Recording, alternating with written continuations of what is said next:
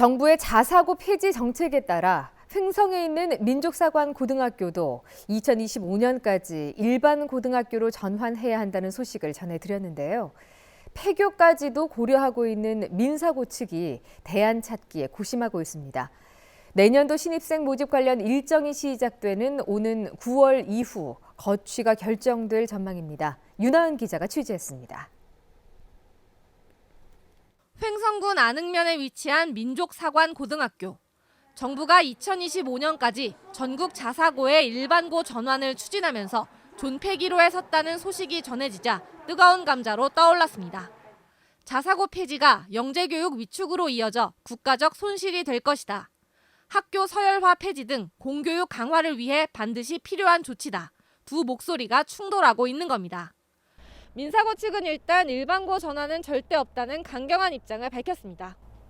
다만 고등학교 3년 과정을 생각했을 때 당장 내년도 신입생 모집부터 문제입니다. 때문에 입학 전형 요강 등이 확정되는 올해 9월을 마지노선으로 잡고 향후 운영 방안을 확정할 방침입니다. 일단 고려하는 것은 영재고, 특성화 고등학교, 대안학교 전환 등 세 가지입니다.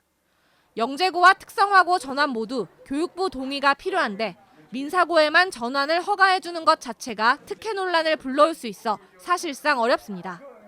대안학교로 전환이 유력하지만 기존 제도권 교육에서 벗어나게 되는 셈이어서 영재 모집이 가능할지 의문입니다. 결국 학교 측이 제기한 자사고 일괄 전환에 대한 헌법 소원 결과가 거의 유일한 희망인데 2년째 감감무소식입니다.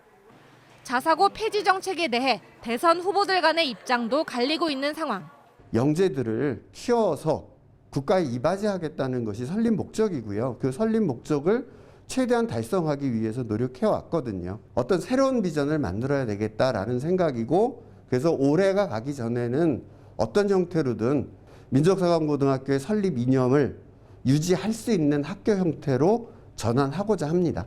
학비만 수천만 원의 기족학교라는 비판과 진정한 의미의 영재교육은 국가 미래를 위해 필요한 것 아니냐는 의견이 엇갈리는 가운데 민사고의 거취에 지역뿐 아니라 전국적인 관심이 높아지고 있습니다.